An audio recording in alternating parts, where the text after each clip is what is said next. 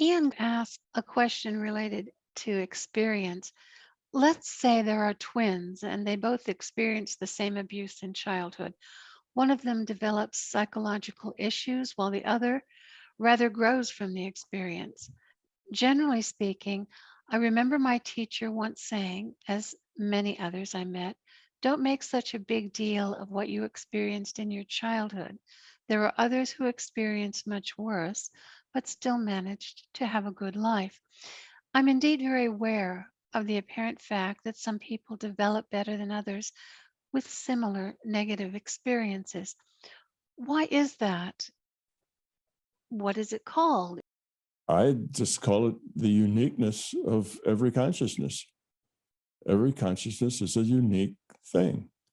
And even if the fact that you have twins means that you have identical biology.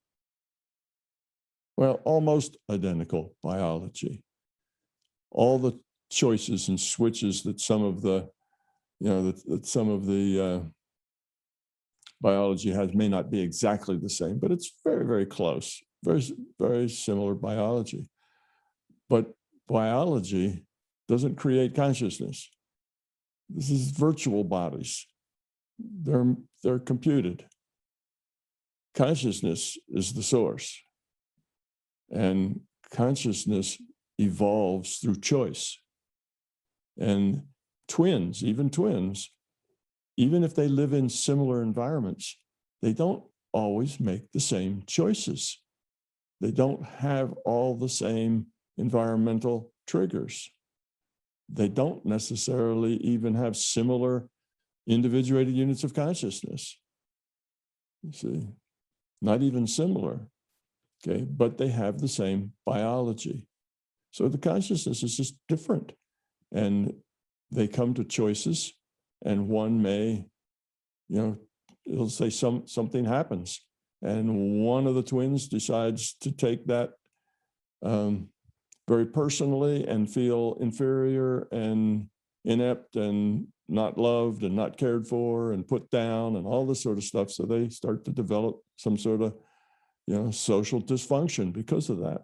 And the other twin may have more confidence than that and just say, well, it's not about me, it's about them.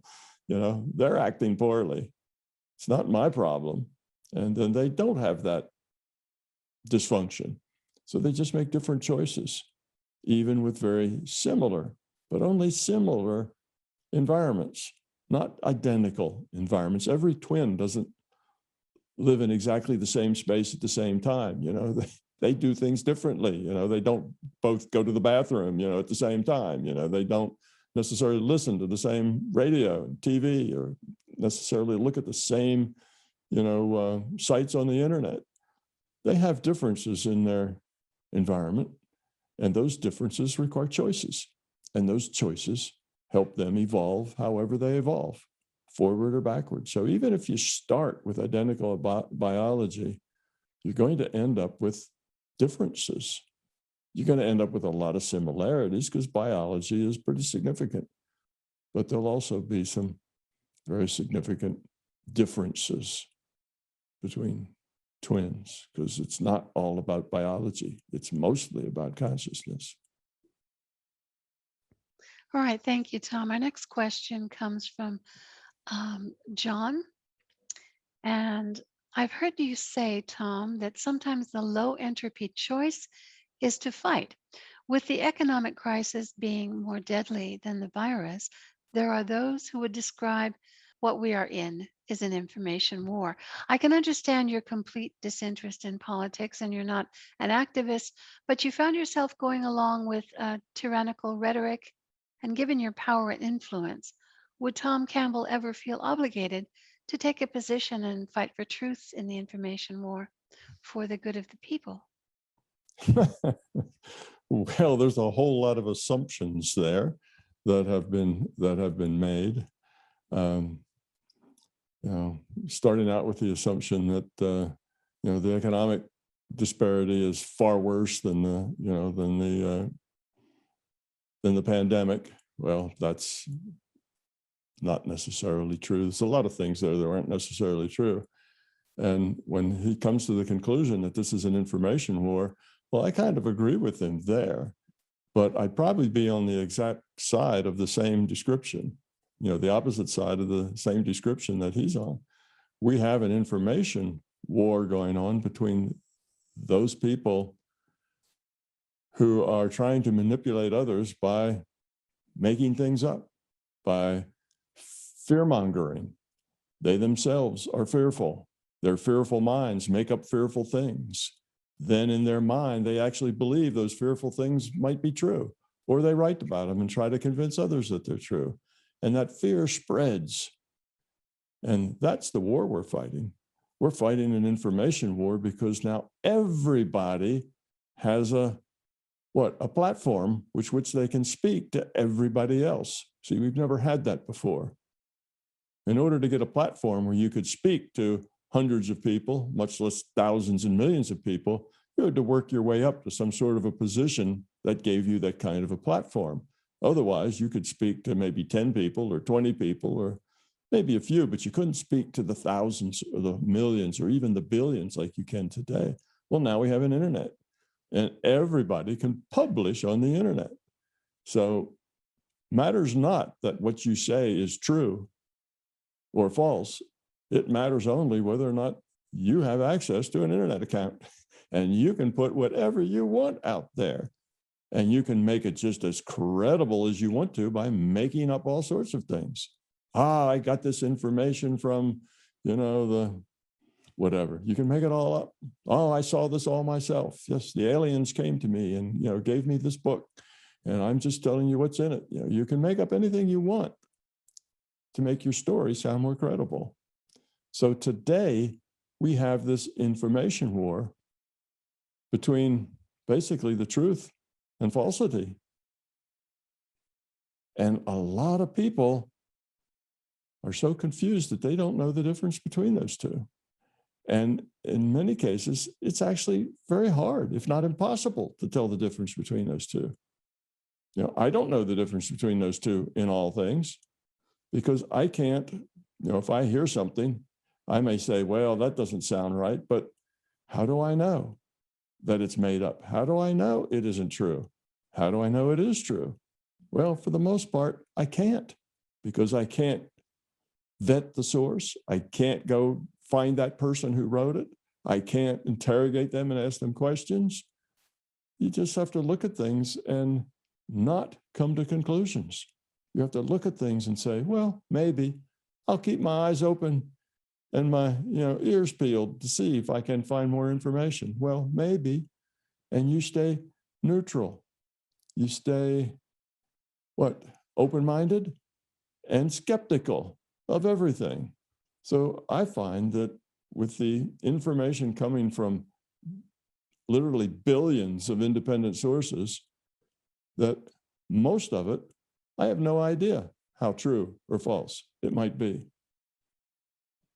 I don't jump to conclusions and say, well, I'm afraid of that stuff too, so it sounds like the same stuff I'm afraid of, therefore it must be true. I just say, well, maybe, I don't know. So I go through life trying to do the best I can to get to the truth in those things where I can. I do research, and I'm always skeptical of everything. And mostly in my mind, I think that, well, okay, it's maybe the things I think are likely to be true. I may say that's a 98 or 97 or 99% probability, but I almost never say that's a sure thing because I don't have all the information or all the answers. I can't be sure of anything. So if people would stay more skeptical and not just jump at a belief that just resonates with their fear, then we could get along a lot better. We'd have a whole lot of people who would not be terrified of all the fear mongering that's going on. See, if you want to manipulate people, the way you do it is with their fears. So you want to make a splash, you want to get attention, you want people to look at you, you want to be somebody that affects other things. All you have to do is spread fear. Fear is the thing that catches attention. So there's lots and lots of people spreading fear because they are frightened. And that fear gets picked up by other frightened people who frighten more people, who then frighten more people. And yes, an information war, no doubt. but I think we see that information war probably two different ways, pretty much. So that's my thought of that. And Thank you, Tom. Yeah, I try not to leave the opinion that I know for sure about things. I tend to leave things open and just say, well, here's what I found out. Here's the decision I made. But that doesn't mean this is truth. And if you disagree with it, you're wrong. It just means that's the decision I made, or this is what I think.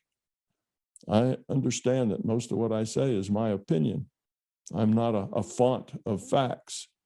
I'm struggling with the same information overload that everybody else is struggling with. I don't have an inside track to the truth, but I'm very skeptical of a lot of everything that I hear. I think that's a good way to be. Thank you for answering that, Tom. The next question is from Lawrence K. During the afterlife, after we pass this physical universe, you said our memories fade away like a dream. We go to a place where we're comforted and meet our virtual loved ones. If our memories are wiped away, then how can we remember our loved ones or who we are? Okay, what I have said is that when you die, your memories of this life begin to fade like a dream. Okay, that means they don't just instantly shut off. It's not like one instant you're here and the next instant you have no clue what you've been doing. They fade like a dream. So you do retain some of those memories for a while. Immediately after you're dead, you have almost all of those memories. A little while later, you have fewer, and more time after that, you have even fewer. So it takes time for that to leak away. That's what this transition process is all about, to get you to let go, relax. See, let go of all of that. You're going to move on to something else. Some people need a lot of transition in order to let go. Some people need hardly any transition at all to let go. So it just depends on who you are, how many beliefs you have, and how much those beliefs tie you to, the things you feel are certain. Everybody that has a belief, believes that what they believe is not a belief. They believe that their beliefs are facts, and they're certain about those facts. So there's no logical conflict here. As you matriculate through the process of going from shedding one avatar to getting the next, you tend to let go of that process. You may have a life review where you go back and review that process in some detail. You see, that's another possibility as well.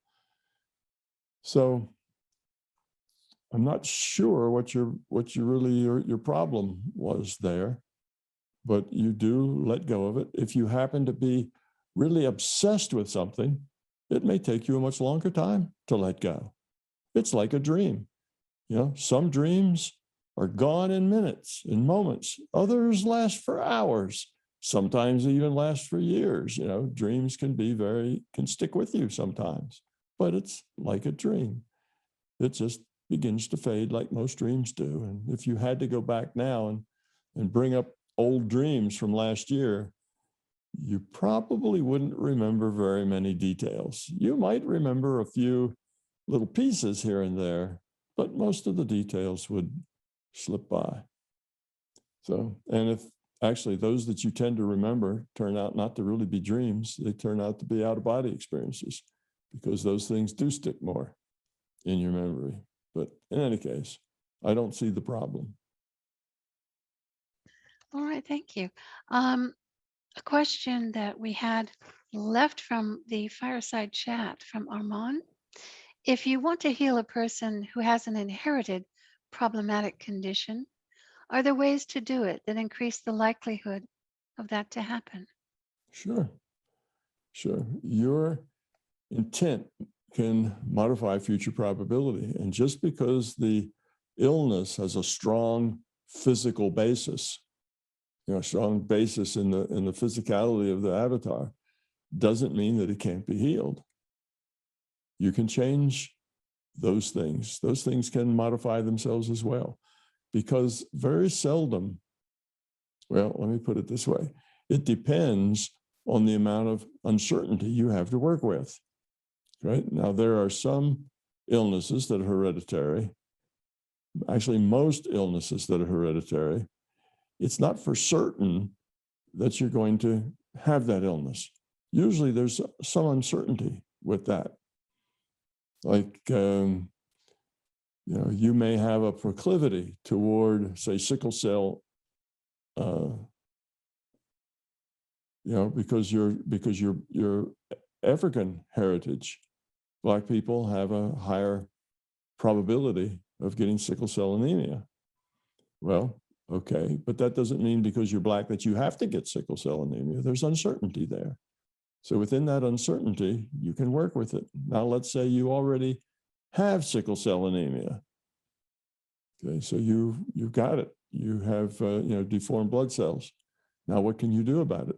You can modify that, because there's nothing also that says that everybody with sickle cell anemia, has it forever and dies from it or has problems with it. Some do, some don't. So there's lots of uncertainty that you have to moving things around. If you had something that was entirely certain, like, okay, I was born with one arm. Okay, now I'm going to use my intent to grow another arm. It's not going to work very well, because the probability that you can grow another arm is very, very small, because this biology doesn't have a lot of uncertainty in it. That particular biological process doesn't have that much uncertainty, so you can't just grow another arm. Okay.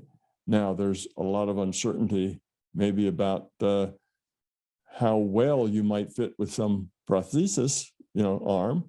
Some people really can do that well, and some people don't ever really manage that process. So there's uncertainty there that you could change. So there's some things you can change in biology and some things you can't. Things like the number of neurotransmitters you have. Well, that's something that the process of those being generated and those being destroyed inside your body is a process that can fluctuate. So there's a lot of uncertainty. So things like that, you may be born with a lack of neurotransmitters, which gives you a tendency to be depressed, but that's something that you can modify with intent. It's difficult, because if you start with that, then it's hard to find the positive space from which to work, but it's not impossible. So it depends on the situation, but yes, you can change biology. Where, the mind leads, the body follows. Your intent can modify your biology within the uncertainty that's natural to that biology. All right, thank you. The next question comes from Mario. In the book Seth Speaks, The Eternal Validity of the Soul, there are many statements about the nature of consciousness, dreams, the afterlife, reincarnation, and so on, that I think can be readily understood within the context of MBT theory. In MBT terms, one could see this text as part of phenomena that challenge us or nudge us to consider possibilities that don't fit into what we are accepting as known facts about our world. That said, one has to regard it with some degree of skepticism. The book has been highly influential and has made quite an impact over time, but there are also accounts of historical events in it that can't be verified by any evidence or current scientific knowledge. For instance, the discussion about an ancient civilization referred to as Lemuria, one of the three previously scientifically advanced civilizations that supposedly existed and disappeared sometime in the distant past. Lemuria is described as existing at a time when the Earth's magnetic poles were reversed, and it flourished on a landmass that today exists as Africa and Australia. In geological terms, this would seem to point to the ancient supercontinent of Gondwana, which suggests that Lemuria must have existed some hundreds of millions of years ago. Needless to say, that goes completely against the currently accepted model of how life developed on Earth. What are your views on Seth's claims? Do you just view this as a being who knows a topic, or does any of it make sense within what you have checked for yourself in the database? Okay. My recommendation there is to take things like that we don't have any data on and are very unlikely to ever get data on in some physical sense of credible, evident, physical data. Just to take them with a grain of salt. Don't take them too seriously. It's just information. Okay, Seth said a lot of very wise things. He said a lot of things that make good sense. He said some things that were, well, I shouldn't say he said. Jane said, it's going through Jane. So Jane is going to interpret things the best way she can. Seth is not really speaking, even when Jane closes her eyes, changes her facial expression, and seems to just be a conduit for Seth's mind. It's not like that. If Jane doesn't have the concepts, the words, the ability to say something, she'll grab the next closest thing to it. She'll pattern match and get as close as she can. If it's something that's far from her understanding and knowledge, then she's likely to add misinformation there, doing the best she can. She can't do any better because she's limited by what's in her own experience base. So there's going to be errors in channeled material. There's going to be good things in channeled material. You need to take the good things that you have confidence in and let the other things go. They're just not that important. So I'd say you could go check on your own, go to the past database and see what you think about it. But because you've already read the book, you're going to have some biases. You're going to have some things you read what Jane said about it, what Seth said about it. And now it's going to be difficult for you to separate what you see there from what you've read, because they're both, what you read is inside your mind. It's hard to let go of that. Now, if you can do that, if you can distance yourself from it, then you can go to the past database and look around yourself and see what you see.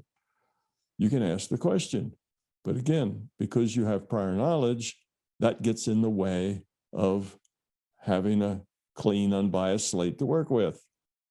Now, if you didn't have that information from Seth and Jane, well, then you wouldn't know about it to ever ask the question. So you see, you're between a rock and a hard place there. If you weren't biased, you'd never ask the question because it wouldn't come to you. And because you are biased, your question and the answers you get may or may not be accurate. It's difficult to determine exactly where that data comes from, because yes, our consciousness has three different sources of information: one, the system; two, other IUOCs; and three, ourself, that imagination. And there's no way to tell those apart for sure. No way to separate those precisely. With experience, you can get better at separating those and knowing one from the other, but you don't have 100% ability to separate those out. So there's always going to be uncertainty with it. So trying to find certain information about it is just not going to work out for you. It'll frustrate you. That's why it's better just to leave it alone. And it would be a subject that Jane would likely have very little information in her mind to deal with. Therefore, it's one that there's a lot of uncertainty that she would, actually be able to produce what Seth told her. And everything you get from Seth isn't necessarily true either. It's not that Seth is all-knowing, an all-knowing being that knows everything. Seth may have some misinformation in his mind as well. So Seth isn't pure truth. He's a IUOC with a lot of, a big picture perspective. So anyway, I just look at the whole thing and say, it really doesn't matter. It's not that significant to your growth, whether there is such a place or not, whether that existed or not.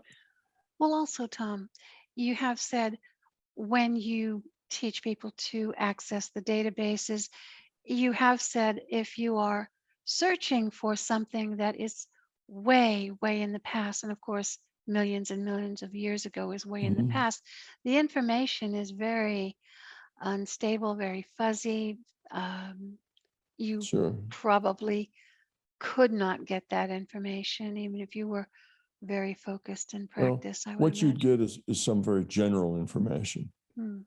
Some kind of executive summary information rather than actually detailed information, because the system is likely to delete bits that are no longer functional. It's true. All right. The very last question we have is on karma, and it simply asks in MBT terms, how does karma actually work? How would you describe it in terms of my big toe? Okay. Well, karma, I think, has become, in many people's minds, a much more complicated and intricate thing than it really is. I think karma is a very, very simple concept, and that is there's no free lunch. You have to evolve. You have to do that by your own choices. And if you don't get something, let's say you're an angry person and you fly off the handle and you get upset and you break things, maybe kill people because you get angry. Okay. And anger management is a big issue of yours. You have to outgrow that, period. You don't get a pass just because you've been trying to outgrow it for a long time. So there is no, you don't graduate, you don't move forward, you don't evolve until you've done the work. So karma really is, if you don't do it this time, you get another shot next time. If you don't learn it now, you have a chance to learn it later. And that never stops. So it may take you 1,000 incarnations to learn something, or it may only take one or two. It depends on you. So the idea in karma that, oh, if I go murder Joe, then the next lifetime Joe has to murder me, or somebody does, that kind of detailed, tit for tat kind of thing. I don't think that is a real thing. That doesn't really make any sense to me. But the fact that, okay, I killed Joe, well, now I'm going to have to crawl out of that hole. I'm going to have to try to evolve. That was maybe a de-evolutionary thing. And now I've got even further to go to get back to where I was. I've de-evolved. There's no free lunch. I'm going to have to make good choices to drag myself out of that hole, as well as go forward past the point that I was last time. So every time you make a poor choice, that's a hole that you're going to have to claw your way out of. And that's karma, because there is no way to evolve without doing the work. And it seems actually more difficult than the usual notion of karma, because having to be de-evolved back to a certain point and then climb back up makes it a very difficult thing, more than the punishment of, well, you would have to be murdered or any other kind of thing. It seems like that is a very difficult thing.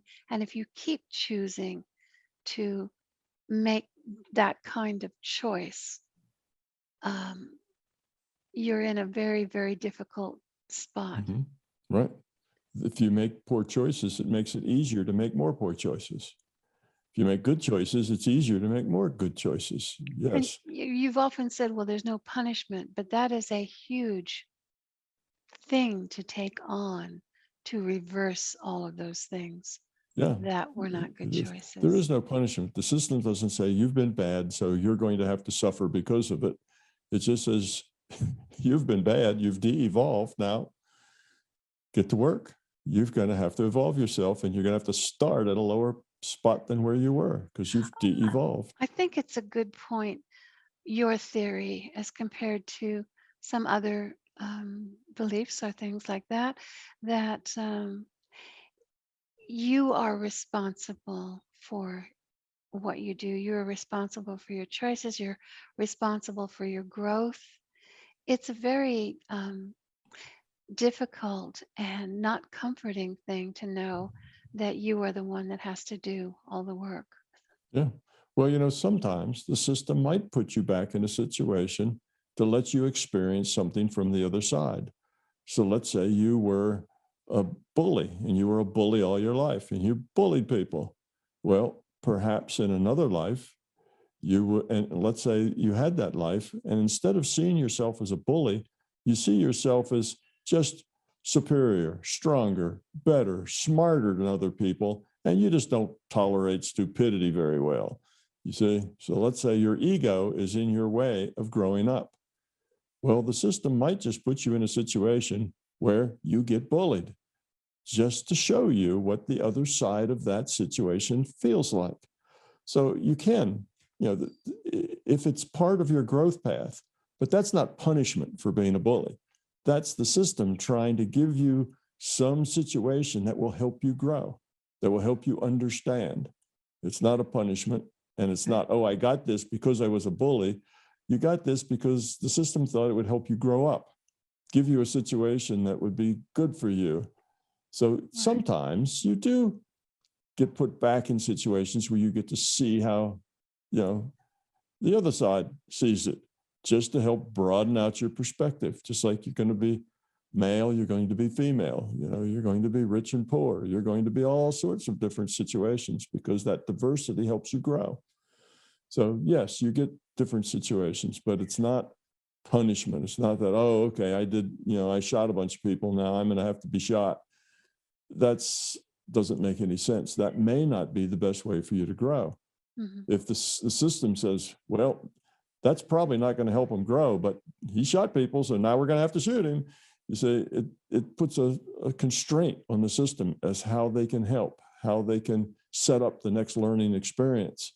So that's why karma as a real detailed thing doesn't make sense. It actually prevents the system from helping people grow up, because it gets rid of flexibility for the system to come up with creative solutions. Right. From what I've gathered, it's a very intricate system and a very individualized towards the individuated unit of consciousness, or the free will awareness unit that is playing this avatar. I guess that would amount to the experience of the individuated unit of consciousness, but it's all kind of custom made for the Yes, best possible results. Is that right? that's right. Particularly if you are a person of interest to the LCS, if you're trying to grow, if you're trying to learn, if you are making an effort to make good choices, then the system will bend over backwards to try to put you in situations, give you information, give you synchronicities that help you along that process. If you are not trying, if you couldn't care less about growing up or being helpful or useful, and you're still in the mode of, you know, grab whatever you can take, then there's not much the system can do for you. You know, so it's then not going to be quite as specific. But in as much as you try, the system tries to help. In as much as you don't try, well, good luck next time.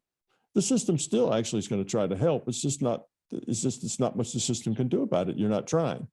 So it's not that the system doesn't want to help you now. It's just that it's hard for the system to give you any help. You don't accept any help. Well, thank you, Tom. It's good advice, and keep in mind, giving it a try is a good way to go. Thank you very much for answering all the questions. Tom Campbell here. I and MBT Events hope you liked this video. We now have well over 1,000 hours of free video on this user-friendly, ad-free YouTube channel. Though these videos are free to our viewers, they represent many thousands of hours in production and editing, and many thousands of dollars invested in video and audio equipment, along with the required computers and software to store and process the raw video into finished products. So far, all of this content has been funded directly out of our own pockets. Be assured, we will always continue to do what we can. It's our life, our purpose, a labor of love that we will continue to pursue as best we can. However, those pockets are not as deep as they used to be. Thus, we are now seeking to augment our resources with support from our viewers. If you find something of significant value in our videos, please consider supporting their production through our newly created Patreon account or through a one-time donation. The links are in the description below. Thank you.